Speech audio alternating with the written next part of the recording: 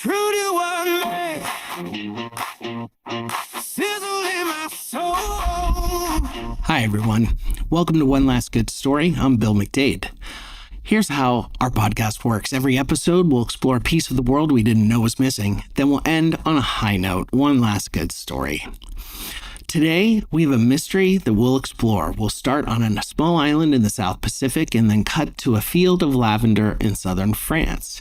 We'll follow that up with a look at a dead genius who spent his last years talking to pigeons, and then wrap our arms around a question that the best archaeologists and geneticists on Earth still can't fully answer.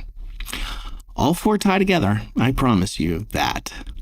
Let's begin. Part 1. The island, the mounds, and unexplained construction.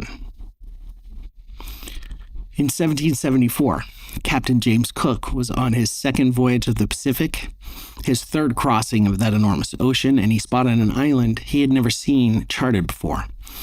It was covered with a species of tree, unlike anything in his experience, columnar pines. They were 90 feet tall, and they grew in such a rigid vertical formation that from the water, they looked like a standing army. He saw smoke from fires on the island. Someone was home. So he didn't stop, but instead named it the Isle of Pines and kept sailing. Now, Cook was a meticulous man. His logs are still admired for their precision. And the fact that he bothered to name that place and kept moving says something about his pace of exploration. There were other known anchorages he needed and provisions to stock up on, and time was ticking away. The Isle of Pines was a notation for Cook, not a destination. For the next 2 centuries, the island remained what it looked like then, beautiful, remote, and inhabited by the Kanak people, who were descended from the Lapita. It became French territory in the archipelago of New Caledonia, that's north of Australia and south of the Solomon Islands. And eventually, when World War II touched it briefly, they built an airfield, some fortifications, and nothing else. The island went back to being a beautiful and remote home for the descendants of the Lapita peoples. Then in the 1950s, workers repairing a road near the island's landing strip hit something hard that they didn't expect.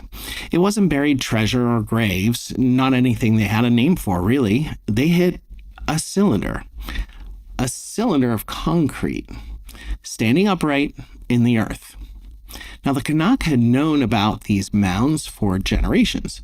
From the air, the central iron plateau of the island looks as if it's been pockmarked with dozens of low gravel humps, about 7 to 10 feet high, 30 to 50 meters across.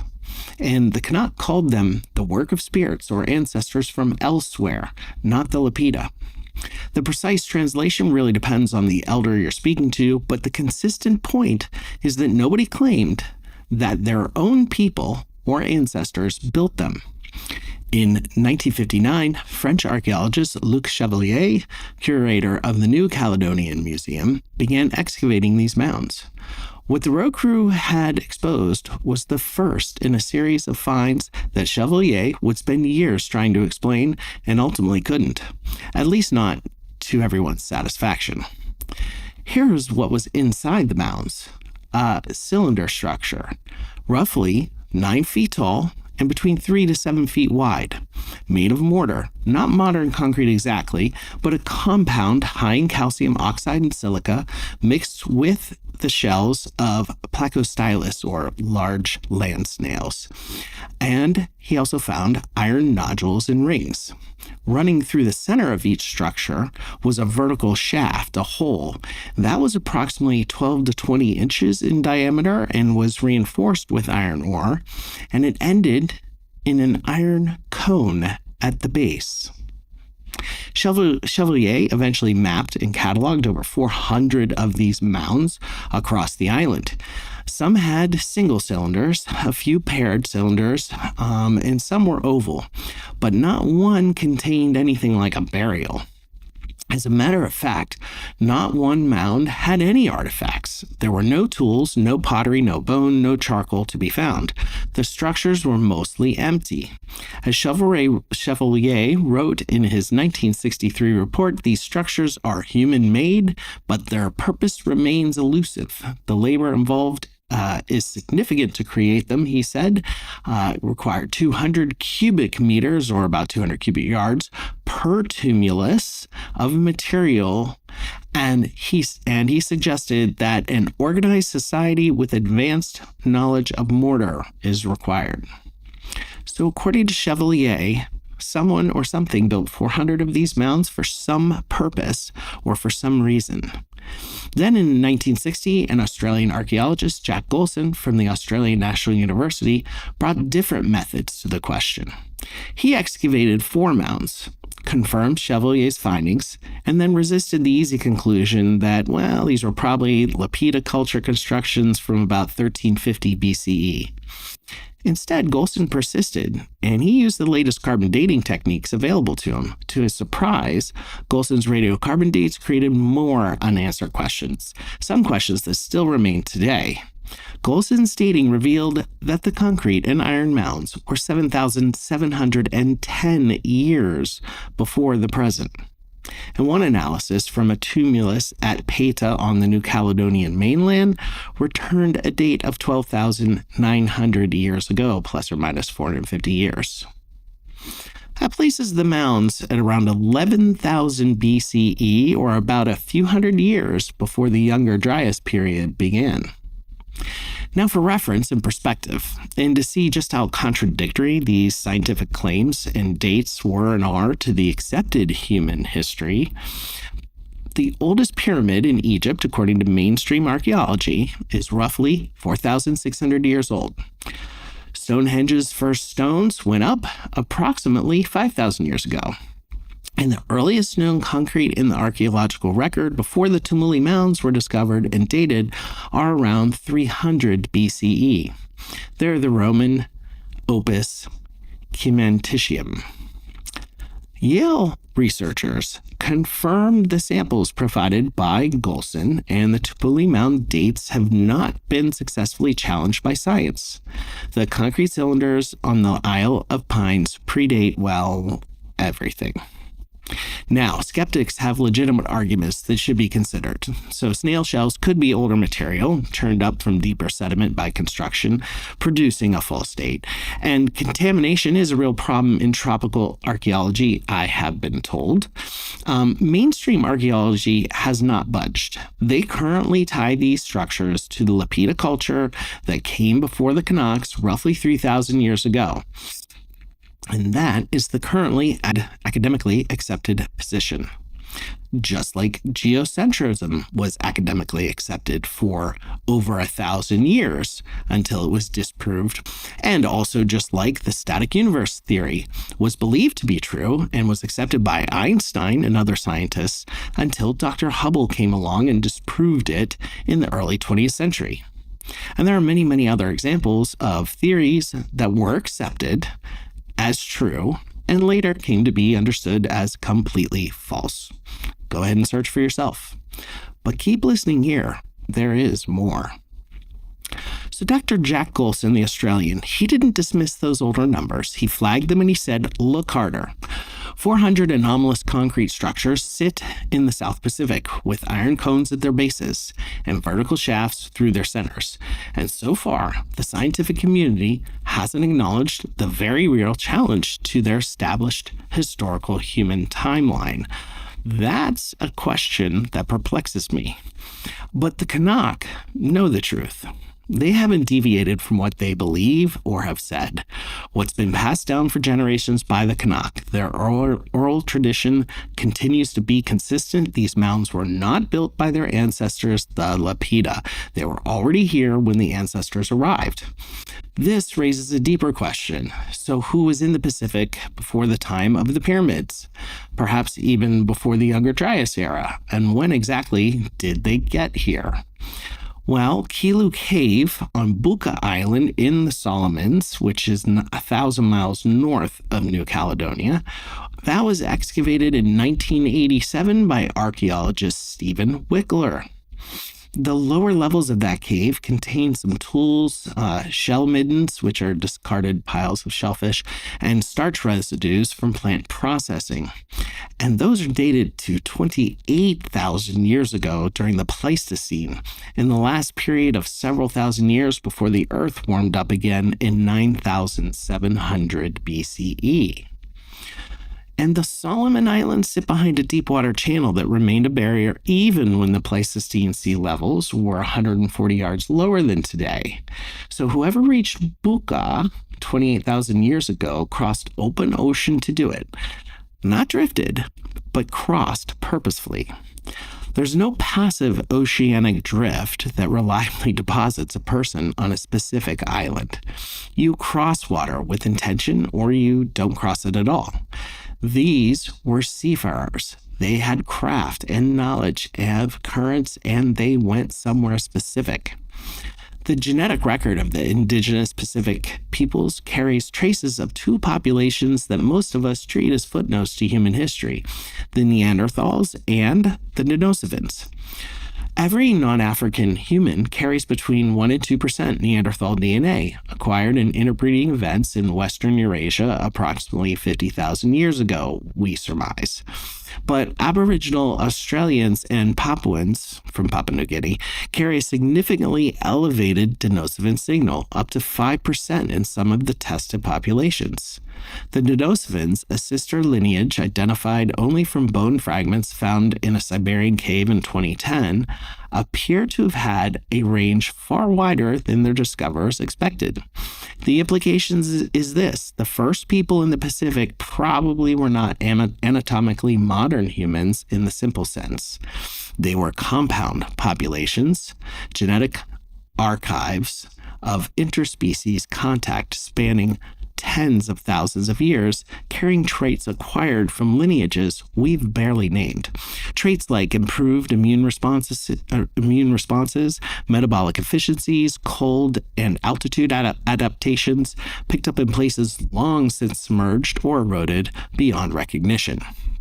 Now, all the way across the Pacific Ocean in South America, geneticists have found what they call population Y in the DNA of native indigenous South Americans. A 1 to 2% genomic signal with affinity to Aboriginal Australians and Southeast Asians, and people whose primary ancestry is supposed to trace back through the Bering Land Bridge. These indigenous people appear, genetically speaking, Siberian. That Y signal has no clean explanation. The most conservative reading is shared ancient ancestry, but the geography, Australia on one side of the Pacific, South America on the other, leaves open a door that serious researchers have not been willing to fully explore. People moved. That much we should remember.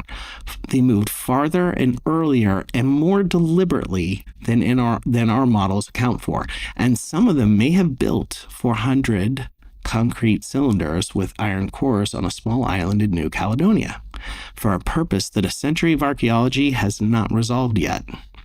When we come back, a man in Colorado Springs in 1899 who had a theory about all of this, though he never heard of the Isle of Pines, and wouldn't have connected it the way I'm about to.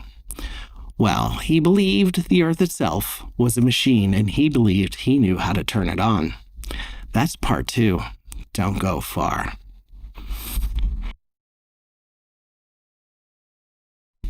At the moment Thomas Edison was becoming one of the most celebrated men in America, his former employee, a Siberian immigrant named Nikola Tesla, had concluded that Edison's entire system was wrong. Not imperfect, not suboptimal, but just wrong. Edison built direct current power networks, DC power. It flowed in one direction, sort of like water through a pipe. To deliver it to homes and factories, you needed generating stations approximately every mile. Cities would require thousands, if not tens of thousands of them. Every customer was physically tethered to a local source. The infrastructure cost was enormous. The transmission loss over distance was brutal. And Edison, who had the patent portfolio, the investors, and the public name, had committed to it completely. Tesla looked at this and saw a fundamental misunderstanding of what electricity actually was. Alternating current, which changes direction at regular intervals. It could be stepped up and stepped down in voltage using transformers. That meant it could travel hundreds of miles over a thin wire with minimal loss. One generating station could serve an entire region. The physics was unambiguous. The evidence was already there in Maxwell's equations. Edison knew Tesla was right. This is the part that tends to get edited out of the schoolbook version of this story. Edison knew Tesla was right, and he fought alternating current in Tesla anyway, because Edison had already spent the money and staked his reputation on DC direct current. The war of currents was not a scientific debate. It was a business decision, wearing a scientist's coat. And alternating current won, even if things were a little more complicated for Tesla. The alternating current system that powers your home right now is, in its foundational architecture, Tesla's. But that's not the Tesla story I want to spend time on today. In 1899, Tesla moved his laboratory from New York to Colorado Springs. He had secured funding, and he needed altitude and wide open land for scale, and he was working on a theory that made everything he had done with alternating current look like a preliminary sketch. Tesla, you see, believed the Earth was a resonator, not metaphorically, literally. He believed the planet and the atmosphere together formed a closed electrical system, a cavity that vibrated at a natural frequency, and that if you introduced energy into the system at precisely the right rate, it would propagate globally, not along wires, but through the Earth itself, and through the space between the Earth's surface and the ionosphere. Free power, transmitted wirelessly, available anywhere on the planet. In Colorado Springs, he built the largest Tesla coil ever constructed, a device capable of generating electrical potentials of several million volts, and he conducted experiments that his lab notes describe as producing standing waves in the Earth's crust. He lit electric lamps at distance without wires. He recorded what he believed was the planet's natural resonant frequency. The planet is a resonator, Tesla wrote. Its energy can be tapped, he said. Tesla returned to New York and began the project that was supposed to make him legendary, the Wardenclyffe Tower. You should find photographs of this structure. It was built on Long Island in Shoreham, New York, Long Island, starting in 1901. 187 feet tall, with a copper dome, and going the other direction down into the earth, a shaft drilled 300 feet straight down. The underground portion was as important to Tesla as the tower above. You don't broadcast energy into the sky, Tesla argued. You pump it into the ground. The sky will take care of itself. The design called for a system of iron pipes driven radially into the earth around the central shaft. Conductors making intimate electrical contact with the planet's subsurface at depth. The function, ground the entire electrical system, give the energy somewhere to go, make the circuit complete. A central vertical shaft, 300 feet deep, surrounded by iron conductors radiating outward into the surrounding earth. I'll come back to that architecture and those ratios later. For now, let's hear about Wardenclyffe Tower, the tower that J.P. Morgan funded the first phase of. After that phase, Morgan withdrew the money in 1903. It became clear to him that Tesla's system, if it worked, had no commercial prospects. How do you charge someone for electricity that's available everywhere, in the ground, in the air, for free? The question had an obvious answer, and the answer was, you couldn't. Morgan understood business. He wasn't going to fund a technology that abolished the concept of billing for power. The tower sat unfinished for 14 years. In 1917, the U.S. government ordered it demolished, officially over fears that German intelligence might use it for signals during the war. Tesla was 61 years old. He would spend the next 26 years in a Manhattan hotel, working when he could, feeding pigeons on the roof, dying in debt in January of 1943. Tesla was not a mystic. That distinction matters. Tesla was a rigorous experimentalist who made some of the most consequential discoveries in the history of electrical engineering. When he described standing waves in the Earth's crust, he was reporting instrument readings. His intuition about the ionosphere-to-ground resonant cavity was confirmed by calculation, not by experiment, in 1952, when German physicist W.O. Schumann derived the natural electromagnetic resonant frequencies of precisely that system. The fundamental Schumann resonance is 7.83 hertz. Tesla had predicted the concept 50 years before Schumann worked out the math. What Schumann did not prove, and what remains unproven, is long-range wireless power transmission at any meaningful scale. The physics of Tesla's proposal encounters serious obstacles. Those would be atmospheric loss, the non-uniformity of soil conductivity, thermodynamic constraints that are not trivial to engineer around. Modern electrical engineers who have studied the Wardenclyffe plans give assessments ranging from theoretically possible but wildly inefficient to fundamentally misconceived in its assumptions. But nobody has tried to build it. What we have built in the last 2 decades is short-range wireless power transfer. It operates on the same basic principle Tesla articulated in his U.S. patent number 645576, filed in 1897, magnetic resonance coupling. The pad that charges that device on your wrist or in your car without a cable, it's practical, commercial, mundane, and derived in its core principle from a man who died broke in a hotel room. We are using Tesla's idea. We've just been unwilling to scale it. Now I want to return to something I placed in your head a few minutes ago. Wardenclyffe's underground structure, a central vertical shaft 300 feet deep, surrounded by radially extending iron conductors making contact with the Earth at depth. Its stated function was to ground the entire system, to give the energy somewhere to go, to make the circuit complete through the planet itself. The Tumuli mounds on the Isle of Pines, central vertical shafts, approximately 12 to 20 inches in diameter, reinforced with iron ore, ending in iron cones at the base, some mounds paired and some in oval configuration, dates possibly extending to 12,000 plus years ago. No artifacts, no burials, no cultural detritus. Just the structures. I'm not asserting that the Tumuli mounds and Wardenclyffe Tower are the same thing.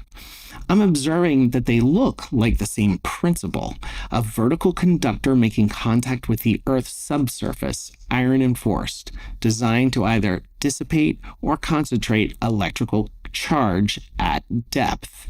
And remember, those mounds are on what's considered an iron plateau. Tesla read Faraday and Maxwell. He did not read Chevalier's 1963 report on New Caledonian tumuli, which had not yet been written when Tesla died, and with which would have been unknown to him in any case.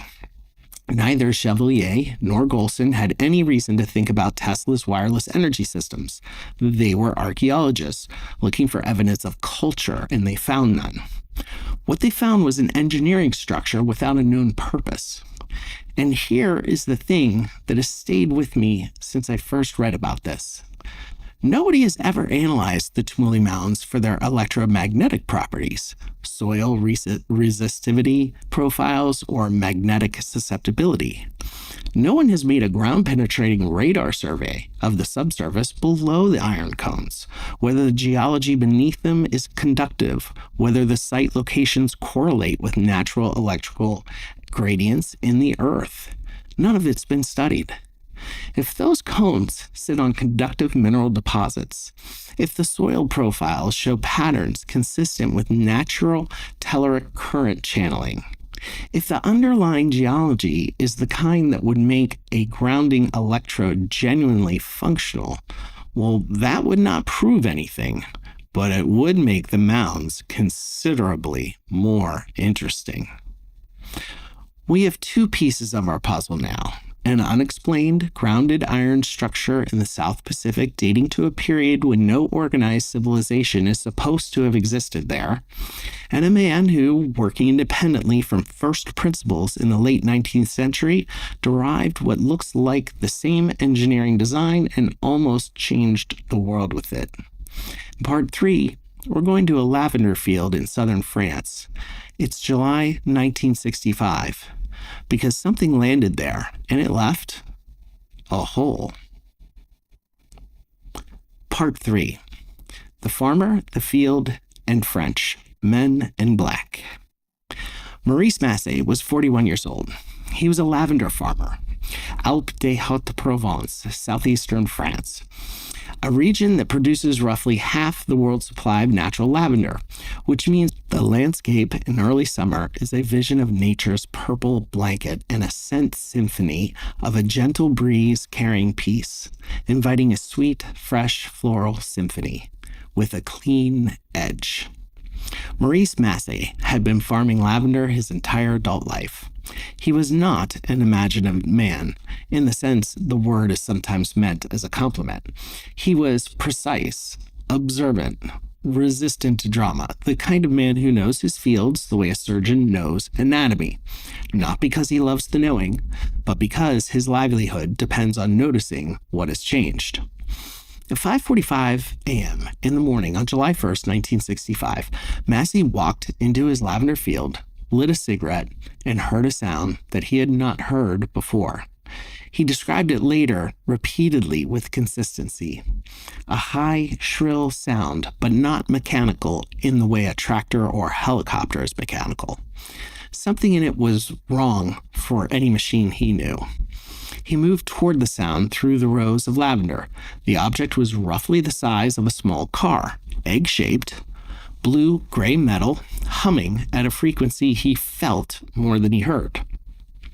It rested on one central support, a rod extending straight down from the underside, planted in the earth, and on 4 to 6 thin, articulated legs surrounding it. The whole assembly held the craft approximately 1.5 yards off the ground. The central support appeared to pivot. The craft could rotate on it.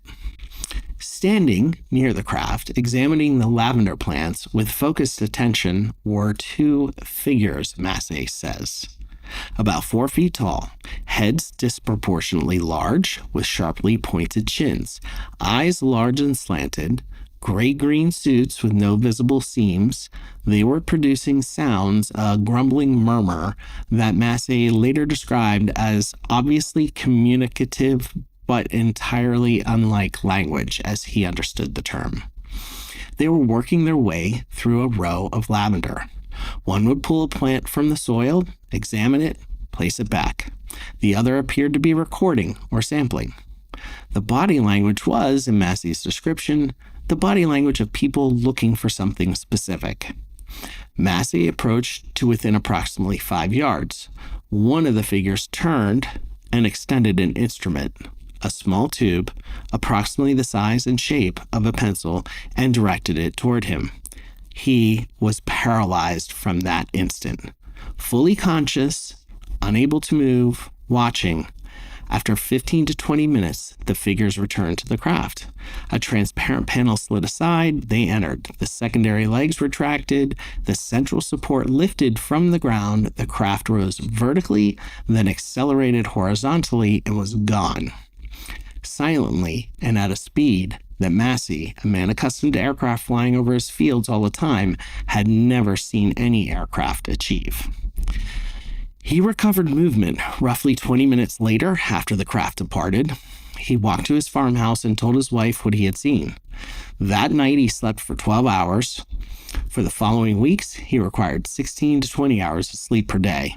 He was not ill in any diagnosable sense. He simply needed sleep in quantities that he had no precedent in his adult life for. The condition persisted for months. Maurice Massey was interviewed by the gendarme, the French Royal Police, within 24 hours of the event. Their written assessment was he was credible, sober, without motive to fabricate, and consistent across multiple independent interviews conducted separately. He was not seeking attention. He gave interviews because investigators requested them, not because he wanted to be believed. In his later years, Massey spoke of the experience rarely and with reluctance. The physical evidence at the site was examined immediately. The legs of the craft had left impressions in the soil, evenly spaced consistent with the described leg configuration. The soil, in a radius of 6 to 8 meters or yards, consistently described in the gendarme report as similar to concrete. Lavender plants in that radius failed to grow normally for years. The local agricultural inspector documented this anomaly. It is in the official record. At the center of the site, where the center support had contacted the ground, a cylindrical hole between 12 to 20 inches wide, 12 to 16 inches deep. The soil inside and immediately around it showed elevated silica crystallization, an unusual molecular structure, radiating compression marks as if something had rotated under sustained downward pressure. Now, there's an organization called GAIPAN, is the French government body responsible for investigating unidentified aerospace phenomena. It operates under CNES, the French National Space Agency, and maintains formal case classification from identified through PAN-D, which designates cases that remain unexplained following full investigation. In other words, PAN-D are open mysteries. The Valençol case is classified PAN-D. Jacques Vallée, the French-American astronomer and computer scientist who consulted for the U.S. Air Force's Project Blue Book and has spent 50 years applying scientific methods to unexplained aerial phenomena, interviewed Massey personally. His assessment, published in multiple volumes, is measured and specific. Massey was describing his genuine experience as accurately as he was able. What caused that experience, Vallée has consistently refused to speculate about definitively. After all, he is a scientist. He follows the evidence. The evidence says something landed in a lavender field in southeastern France on July 1st, 1965. It left physical traces that persisted for years. Investigators from the French government confirmed those traces. The case has never been resolved. And the central support of that craft left a hole in the ground, cylindrical, 12 to 20 inches wide, 12 to 16 inches deep, with a hardened perimeter and crystallization anomalies in the surrounding soil. The tumuli on the Isle of Pines, central shafts, 12 to 20 inches in diameter, reinforced with iron ore, hardened mortar. I want to stop here and say something directly. I'm not telling you what landed in Massey's field. I don't know. Neither do the French government investigators who spent years on this, and neither does Vallée. What I'm telling you is that the Valençol incident is a documented, physically evidenced, officially unresolved event, and that it deserves serious consideration on its own terms, separate from the cultural freight that decades of bad movies have attached to the phrase UFO sighting. And I'm noting as a fact, not as a conclusion, that the physical trace at Valençol includes a cylindrical hole of specific dimensions created by a central vertical pivot mechanism surrounded by soil hardened to unusual consistency in a region of limestone karst through which natural electrical currents move readily. The Alpes de Haute-Provence sits on geology with elevated calcium content. So does the mortar in the Isle of Pines tumuli. The lavender field sits over porous karst, rock through which water and electromagnetic current move in ways that differ markedly from solid geology. I don't know what to do with that information other than document it here in our podcast. Neither does anyone else, but the information is true, and it exists. And the two beings in Massey's field were not randomly browsing. They were examining his lavender plants with the systematic attention of people following a protocol, row by row, plant by plant, looking for something that either was or wasn't there. Massey said that they appeared to have left satisfied. Coming up in the final part, the oldest map in the world, which is written in your DNA, and what 300,000 years of human movement across this planet tells us about everything we've discussed today, and why the answer to the central question here might not be about what was there, but about who we have always been. That's part 4. Stay close. Part 4. The map in our blood. 300,000 years. That is the current best estimate for how long anatomically modern humans have existed as a distinct species. The oldest confirmed fossils, recovered from Jebel Erhoud in Morocco and published in Nature in 2017, date to approximately 315,000 years ago. These were not our ancestors in some vague ancestral sense. They were us.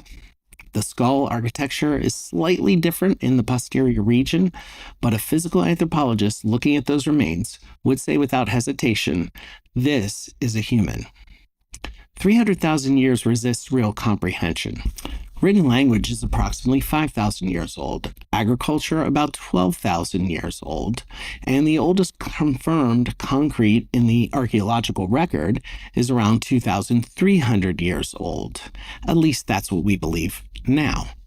The Tamuli mounds on the Isle of Pines, at their most conservative dating, are roughly 3,000 years old. At their oldest, as indicated by scientific dating, they're more than 13,000 years old. Even at 13,000 years, we're talking about the final 4% of our 300,000 year human history. For the other 96%, people walked. We are told that the first modern humans left Africa in multiple waves beginning approximately 70,000 years ago, based on the genetic evidence. Though there were almost certainly earlier dispersals that left less traceable DNA signals. They moved north through the Levant, east across the breadth of Asia, eventually reaching what is now Australia by at least 65,000 years ago. Reaching Australia was not trivial. Even at Pleistocene sea levels, a significant open water crossing was required. Not a land bridge, not a short hop. Whoever made that crossing to Australia had craft capable of sustained ocean travel and sufficient navigational knowledge to reach a specific landmass reliably. They weren't washed ashore. They arrived. In the course of these migrations, modern humans encountered and interbred with at least 2 other hominin populations, the Neanderthals, who had occupied Europe and Western Asia for hundreds of thousands of years, and Denisovans, a population we have identified almost entirely from genetic evidence, with physical remains so sparse, a few teeth and fragments of finger bone from a single Siberian cave, that their geography and appearance remain largely inferred. Every non-African human carries between 1 and 2% Neanderthal DNA. These were not isolated encounters. The interbreeding events happened over millennia in multiple locations, and they transferred traits with real adaptive value, immune responses to pathogen environments that Neanderthals had been navigating for 400,000 years. Cold climate metabolic efficiencies, immune gene variants that we still carry and still use. We did not simply replace the Neanderthals, we absorbed them. They are, in the most literal genetic sense, still inside us. And the Denisovan signal is stranger, and in some ways more significant. Aboriginal Australians and Papuans carry Denisovan DNA at up to 5%, more than twice the Neanderthal proportion.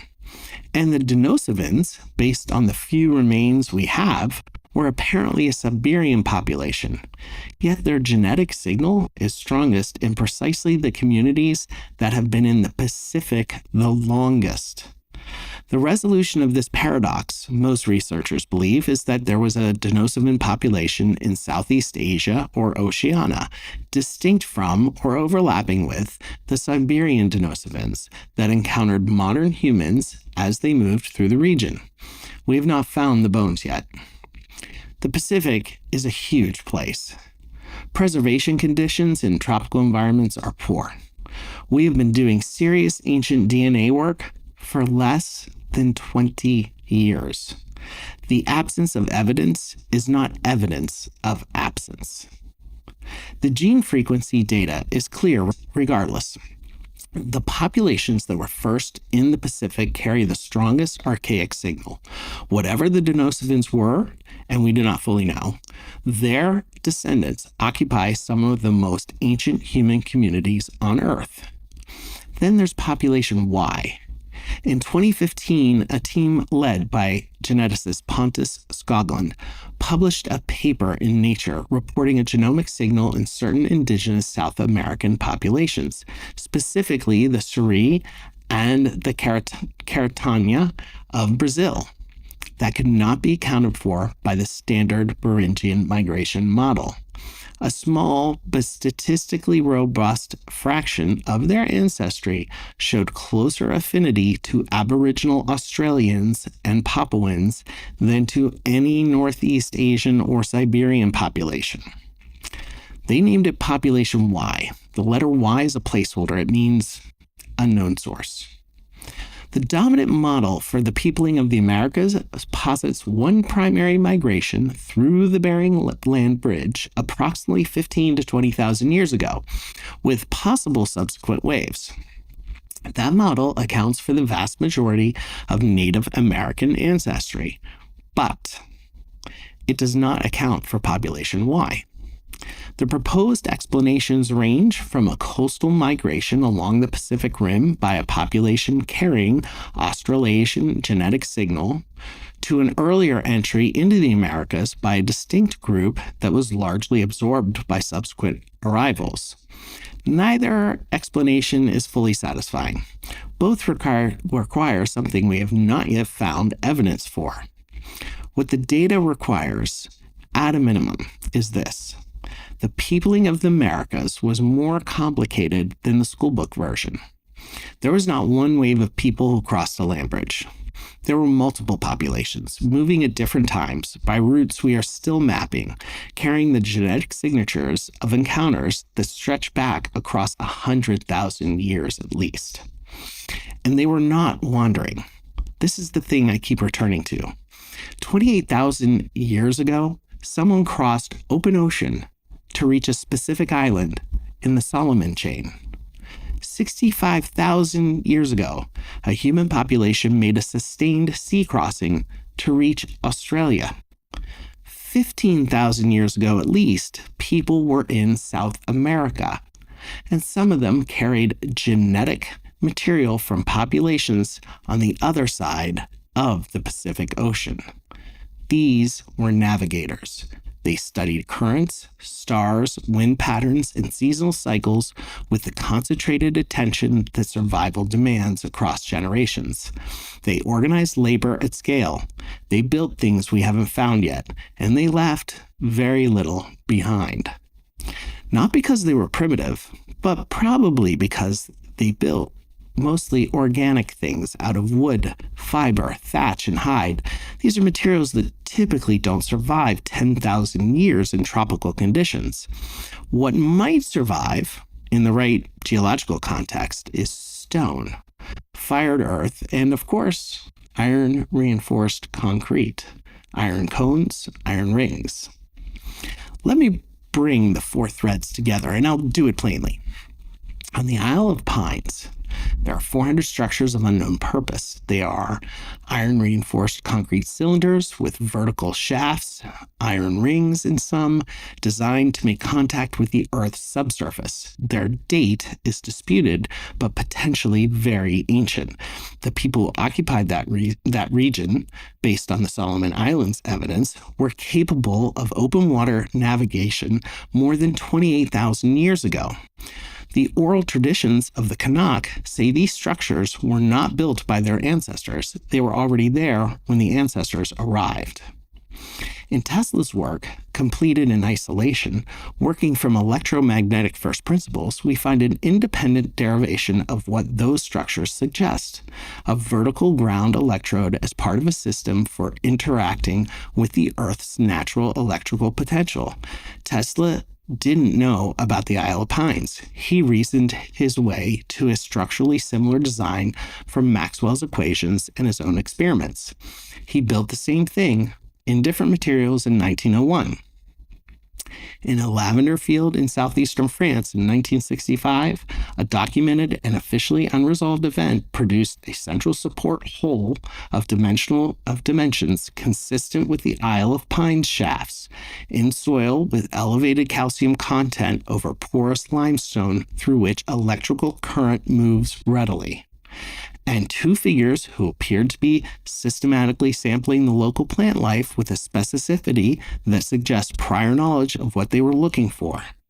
And running through all of it, the genetic record of a species that has been moving, mixing, and building for 300,000 years, carrying the traces of populations we've barely named, connecting continents in ways our models still don't fully account for. I am not handing you a conclusion today. I want to be clear about that. The tumuli might be water storage infrastructure. The dates might be contaminated, and they might be 3,000 years old. Tesla's theory of global wireless power might be fundamentally unworkable at scale. The Valençol incident might have an explanation that Maurice Masse never knew about. Some atmospheric plasma event or some experimental military aircraft operating on principles not yet declassified.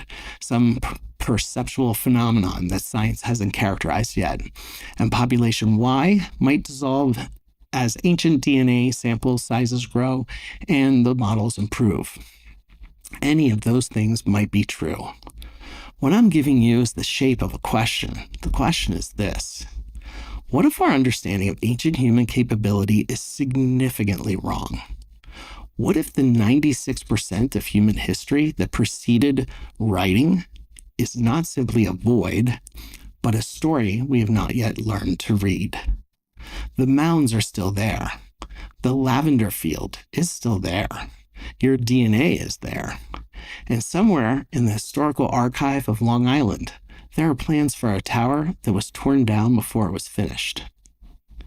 The legendary comedian and performer George Burns used to say that the secret to a good story is knowing where to stop. Burns told stories until he was 99 years old, and he was right about this. You don't finish a story. You find the place where it wants to keep going without you, and you step back. This is that place. And so for now, I have just one last good story for you. What Marie knew. I said at the top of episode 0 that every episode ends with one last good story. This is that story. It's set in the world we just walked through together, the Isle of Pines. The mounds, the science, the questions that don't have clean answers yet. But this one is about people, which is where every good story eventually lands anyway. The old woman sat in the same chair she had sat in for 40 years, a wide wicker chair on the covered porch of a house that faced the sea and had been rebuilt twice since her husband built the original. But always on the same piece of ground, always facing the same direction. She said the ground chose her house. Her husband had believed her.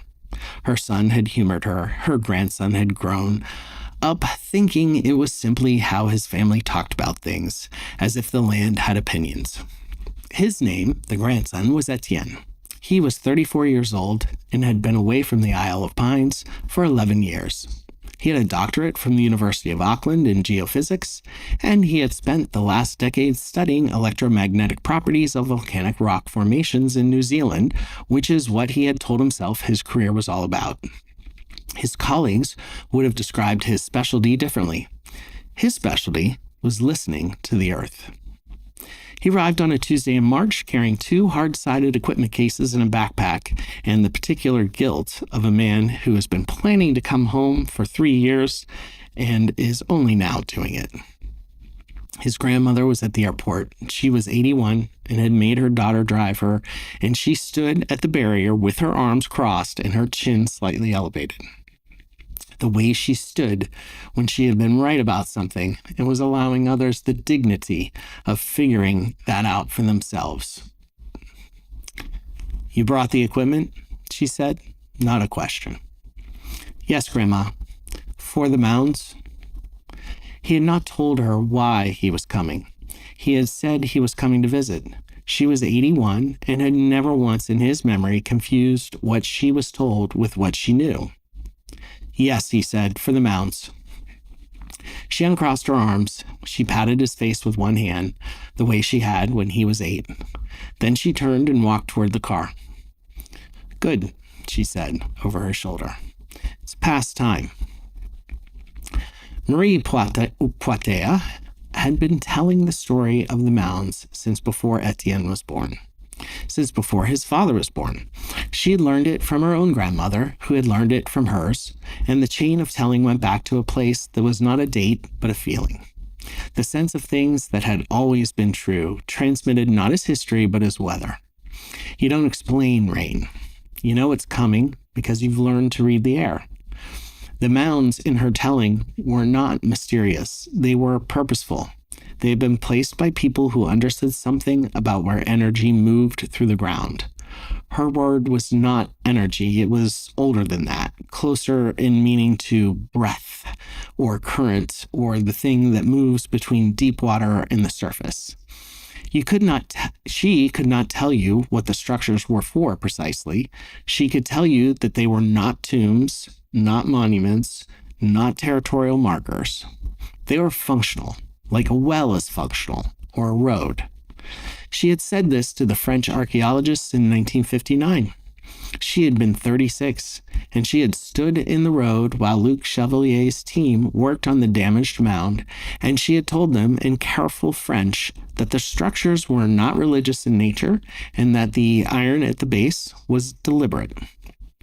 Chevalier had thanked her and written in his notebook and published a paper 4 years later that quoted oral tradition in a single subordinate clause. She had not been angry. She had been patient. She was patient the way the plateau was patient. Because she knew that eventually someone would find a way to ask the question properly. She had just not expected it to take 60 years, and she had not expected it to be her own grandson. But she was not surprised. Etienne spent 4 days on the plateau with his equipment. He worked at dawn and in the late afternoon when the light was low and the heat was manageable. And he slept in his grandmother's house and ate what she cooked and listened to her talk in the evenings, the way he had when he was young. She did not ask what he was finding. She told him stories. She told him about her mother, who had walked the perimeter of the mounds every dry season, placing her hands on the gravel and closing her eyes. Not praying. Not praying. His grandmother was clear about this. Listening.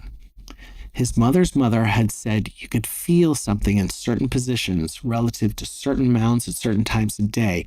Not a vibration exactly, more like the feeling of standing next to a large body of water without being able to see it.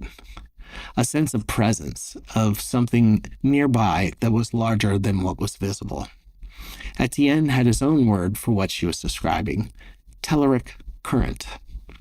Natural electrical charge moving through the upper crust of the Earth, driven by the interaction of solar wind with the geomagnetic field and by the simple fact that the planet's interior is hot and the surface is not, and energy always moves from more to less.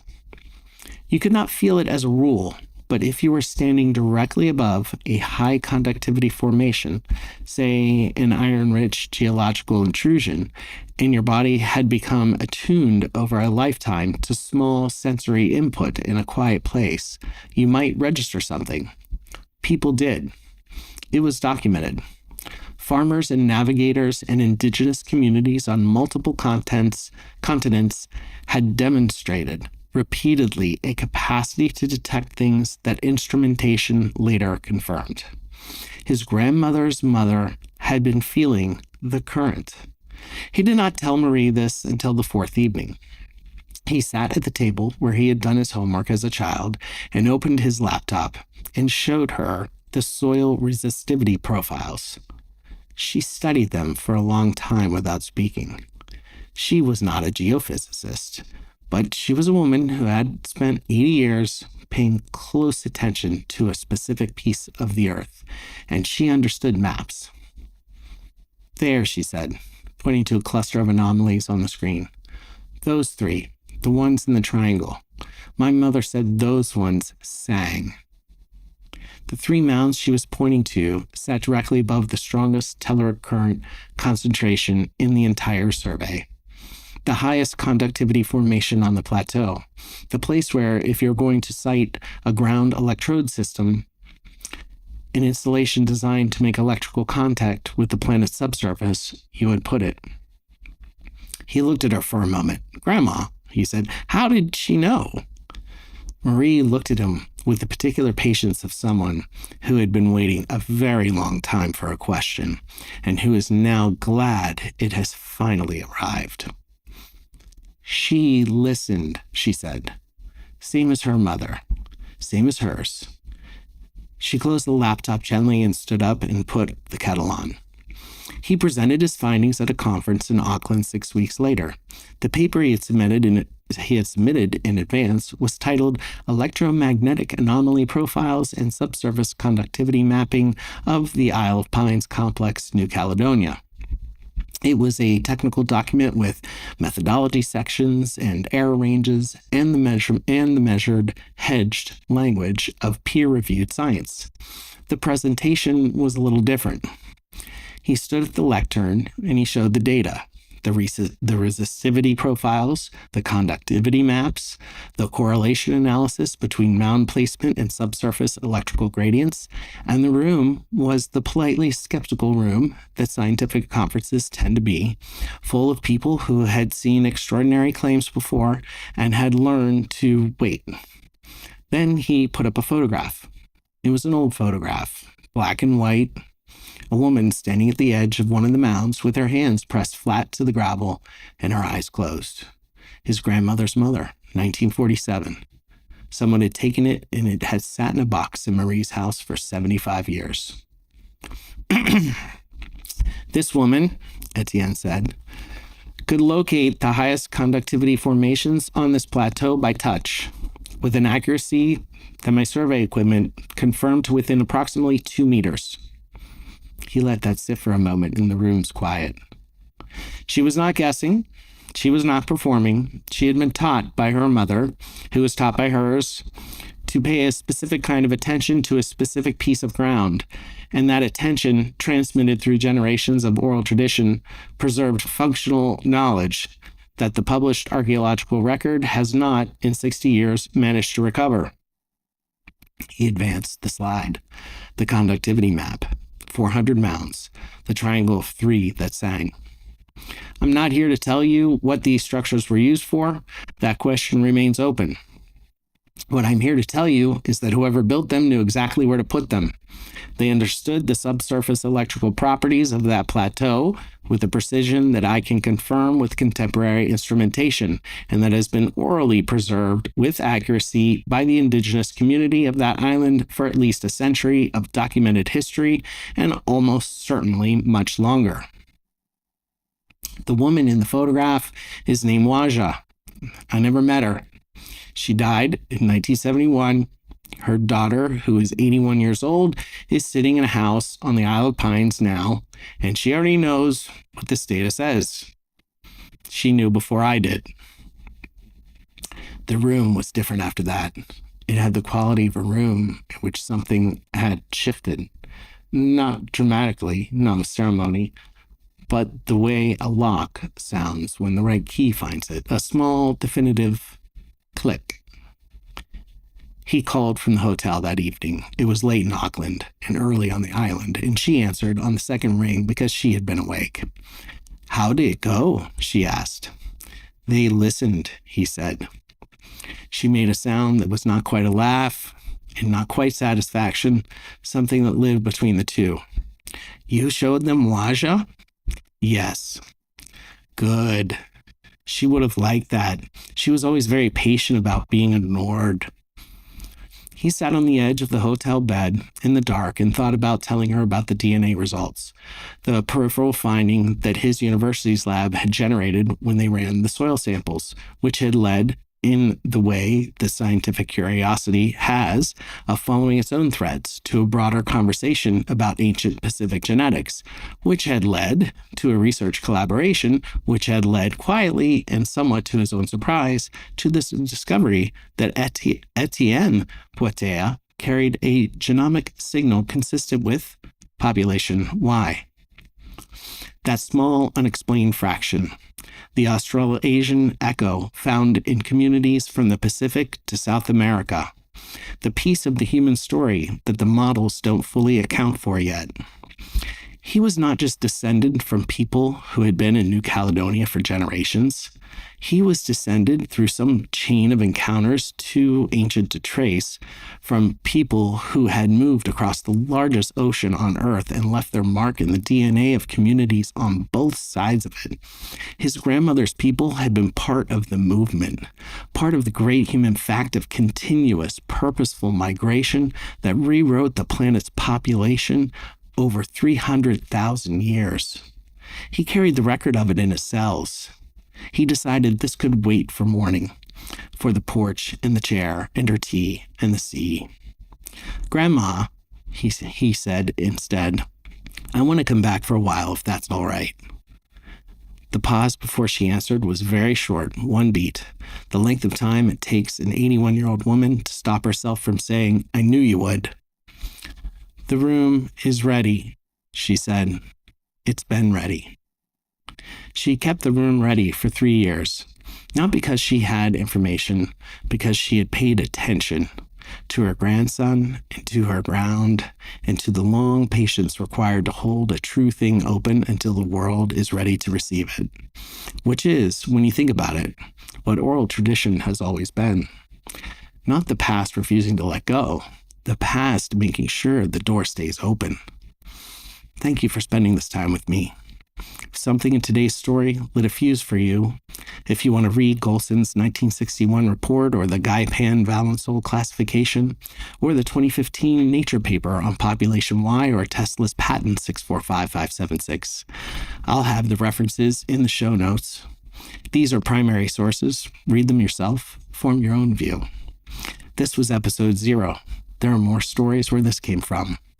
This is One Last Good Story with me, Bill McDade. Stories worth telling and people worth knowing.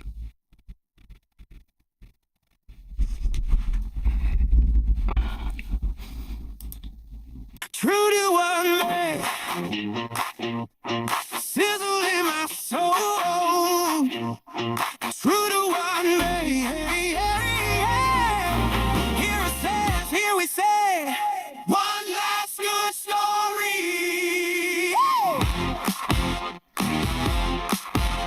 A red balloon through the Paris rain, high heel loops on a subway train.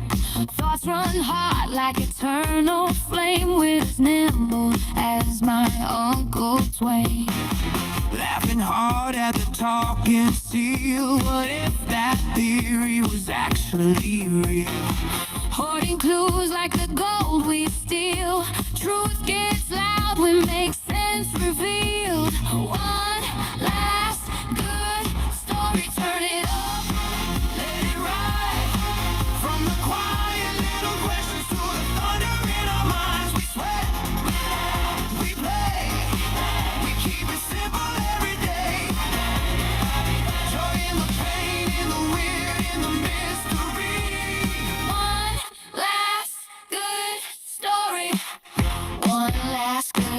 story. Ancient charts on a bedroom wall, hidden string lines that connect it all. Tiny fact in a dusty hall becomes a raw when you see it all. Smile at fear while you touch the frills. Big bold dreams, not a dollar bill.